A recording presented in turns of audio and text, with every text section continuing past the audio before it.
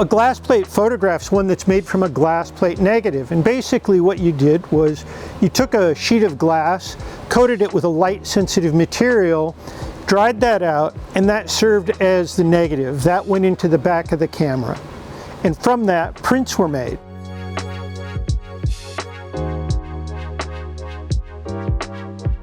Hi, I'm Jack McLain.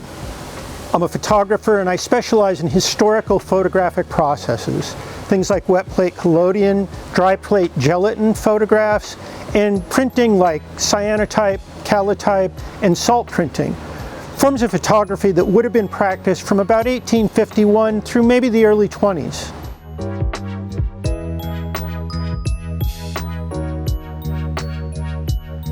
The process to taking and developing a dry plate photograph is a lot of work. It's not your iPhone, I'll tell you that. So first you had to have some glass dry plates which have been coated. It's a sealed box here from back in the day, and these are light sensitive. So under darkened or red light conditions, you loaded one of those into a film holder like this. This slides into the back of a large format camera like so. And then you remove the dark slide, you set up your exposure, you make that exposure, take this back out, go to the dark room, and then it's a matter of the standard chemical processes that are very similar to the same processes that we use today to develop film. Some of the biggest challenges to this photographic process are the time that's involved. It's very slow.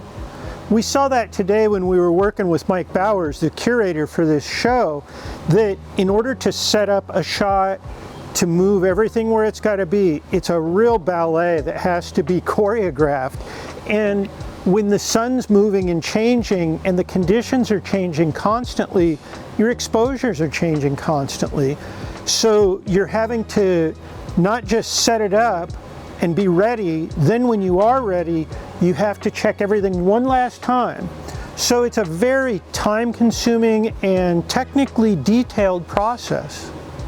They had to have a camera kind of like this. They had to have a large format camera of some sort. This is a small 4x5. Could go up to 8x10. You had to have a camera that was as big as the plates you were making. So if you were making giant plates, you had to have a giant camera. So that's one thing. A tripod was incredibly helpful, if not necessary. We saw today when we were making images that we were exposing for 2, 3, 4 seconds. No human being can hold this device completely still. So a camera, a tripod, and then good chemistry and good exposure. We have the advantage of modern light meters that are very accurate. And a lot of those early photographers would have been, they just would have done it so much that they would have been able to nail their exposures just by looking at the conditions, looking at the subject and saying, yep, I need these settings, and off they went. What is it about this process that makes photographers, even today, attracted to it and still employ this process? One of the advantages of it is just the resolution. The amount of detail that you get in images that are of this size. Because the size of the negative matters when you're making prints.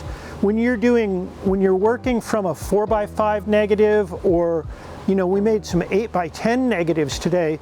When you're working from those, you can print those literally as big as the side of a house, and they're still just as detailed. So that's why a lot of people make that choice today still.